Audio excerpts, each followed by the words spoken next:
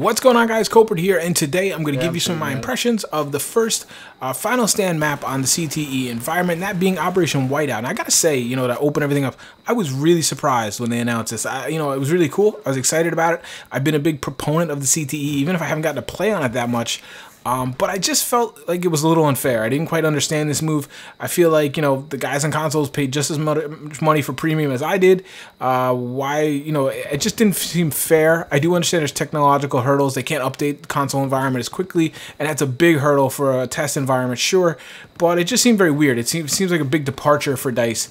But I hope it's because they have really good intentions and they really want to test these things out, and that's my hope. I'm going to take the responsibility seriously. I'm going to play on CTE as much as I can and give plenty of feedback via Twitter. We have a direct link through Tiggy, who's like the biggest dev on this whole CTE thing. Great guy. He talks, he answers back and stuff. And I hope you all will as well. If you have the opportunity to play on CTE, because there's a lot of guys that do not understand that, please, take the responsibility seriously and offer feedback and some tweaks and things. We can all end up with a better game and be much better for it. With that said, I just want to point out the gameplay here is not by me. It's by a buddy of mine, EGC Sind. He's with the EVGA Gaming. He's an admin actually on their servers. I met him through there a little bit. Met him through Punisher and Walking Dead Army as well. Real good guy. I put out a call out for some gameplay because I don't have any. I'll get to that in a minute. And he was nice enough to offer this to me, so I hope you enjoy that, showcasing Operation Whiteout on the CTE environment. Reason I don't have any gameplay is I was having a lot of tech issues, mostly frame drops like crazy. Now this has been haunting me a lot on retail version as well. Ever since I Dragon's Teeth patch, I've had really bad frame drops. I typically run 120, 130 frames, it's buried, it usually never moves until that Dragon's Teeth patch, and it'll randomly now drop to like 50 or 60, and that causes like a stutter lag. It typically only happens when I join a server and stuff, but I have never been able to fix it on my end, which leads me to believe, and plus reading their forums, that it's an issue on their end and with those maps and the optimization. It's even worse on CTE. I don't know if it's CTE or these maps. It'll go from 130, 140 frames all the way down to 20 or 30 frames, and that causes like a second or two lag.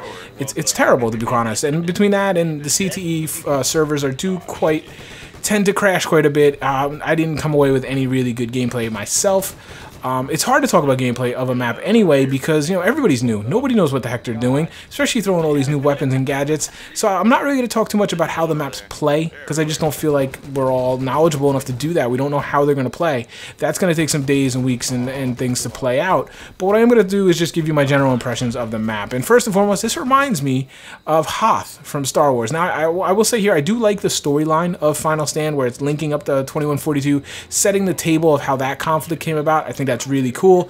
It's obviously got some Star Wars mixed in with some 2142. It's clearly, a prequel to 2142, and it feels a little G.I. Joey if you're close to my age a little bit. This whole attack on a secret base and that kind of stuff. So it really kind of hits me right in the old heart, right in the old feels, and I'm enjoying that. I enjoy the story. I enjoy the idea. I enjoy the concept. I don't necessarily enjoy the tech, and I'm gonna get to that at the end of the video. Right now, I'm gonna talk more about how my experience on the map itself did. Like I said, it reminds me of Hoth, the snow planet of Star Wars.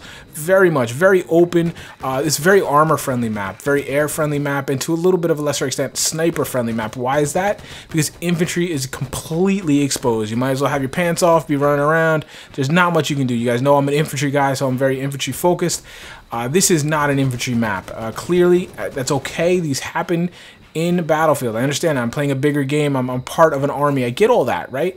But usually there's some cover for me to use, and there's some cover me as an infantry guy. Even if I just hide and let the armor pass, I can do that. You can't really do that in this map. It's got just wide open. There's some cover in icebergs and things and stuff, but not much. And now I can appreciate using terrain as cover. I can appreciate that. There's a lot of maps that do that. Battlefield 3 had some. Battlefield 4 certainly has that. Open maps, you kind of use terrain to peek and move and kind of pillar and things. That's fine. But the problem here is you can use some like the lips of the hills and the mountains and the ridges and things to hide from like that hover tank or an armored personnel carrier. Problem is, there's nothing to cover you when the little bird flies over and just chews you up. And that happened to me over and over and over again. I would be kind of peeking against infantry, doing a good job, holding off the front line, so to speak, and then a little bird would just come along and chew me up, and there's nothing you can do. Pull your pants down and moon them, Literally, the best thing you can do when that happens is just turn and fire into the cockpit and hope you get a lucky shot, because there's just no cover. There's no evasion. There's no chance of your survival unless the guy's a bad pilot. That is where I take issue. This is air map. This is, you know, fish in a barrel. Now, I haven't been in a Little Bird, or you guys know that I don't do that very often, but from what I hear, it is actually kind of rather hard to fly with the snow blowing around and things. So there is that to consider. But as far as a boots on the ground pounder, this is miserable in a lot of ways, because you're running and you're getting to the next point, and next just a chopper comes by and wipes you out. I haven't even gotten into the new gadgets that are all one-hit kills and all these things, but my biggest complaint is the lack of cover. It's you know, just not there. You can use some different pathing and trying to break line of sight for ground units, but then inevitably you get wiped out by the air asset. There is the underground base area. Now, a lot of you guys probably already been saying, but there's this whole underground base area for infantry, and that's cool. It actually seemed very nice. It was a cool environment, busy environment, lots of cover in there, but we've kind of seen this before. I mean, it brings back to Wavebreaker of Naval Strike, and we've seen it in other maps. There's this big, wide open area that if the infantry go out there, they're dead. They're just kind of, you know, going to get just destroyed, and they need to stay in their little segregated area and play, you know, guns in there. And it's okay. It's not bad. I'm not hating on it. But again, there's this feeling of, we've seen this before. You've done this. I get it. You have a template. You're kind of sticking to it. But I just want to see some innovation, and we're not really getting that here. You know, it's a snow map, you're going to say. It's our first snow map in Battlefield 4. Dedicated snow map. That's great. But what does that mean to me if I'm an infantry guy and I got to stay in the underground base? It means nothing to me, and that's a problem. My biggest complaint about Operation Whiteout, by far, is the snow and glare. It just washes out most reticles. In particular, you cannot use red dot sights. Hollow sights are iffy. You're probably better off using the iron sights, which some of you guys might think you're going to favor. I thought that was kind of going to be a neat little wrinkle. It's very frustrating because this map tends to be fought at longer sight lines, and where irons are not very good. And so, you know, that's a problem. They're going to need to address that. They're either going to need to give us a solution, or I suggested to them directly via Twitter that they just let us change the reticle color. I think it's going to happen. They have to do something. It's too white. Then with the snow blowing around or the glare from the sun, there was often times for me where I was in a gunfight and I had no idea where I was aiming.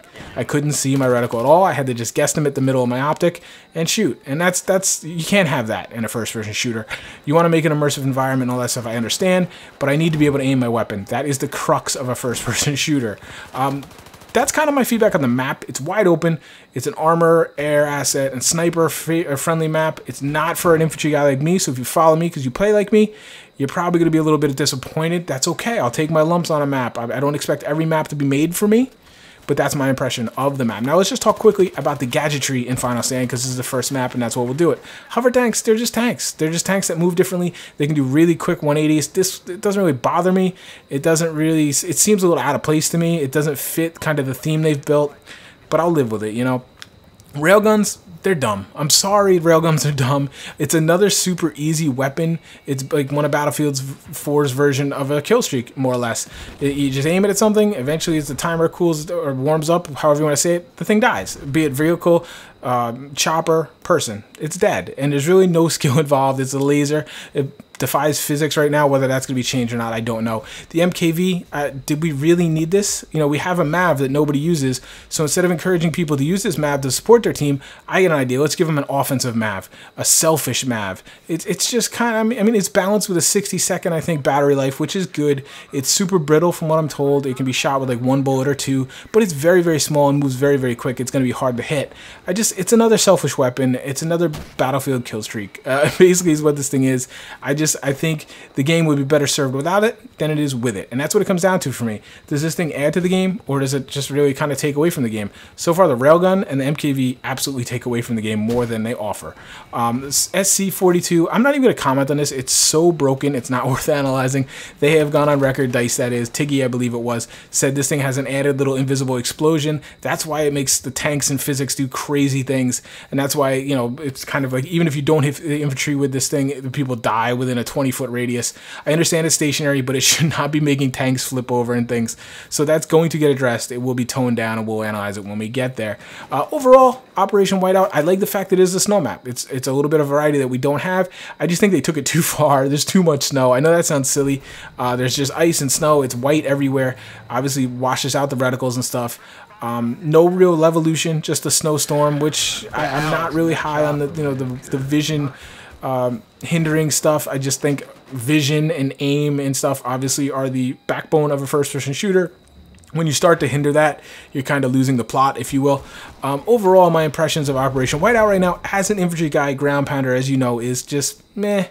I don't see this one being a map I seek out right now.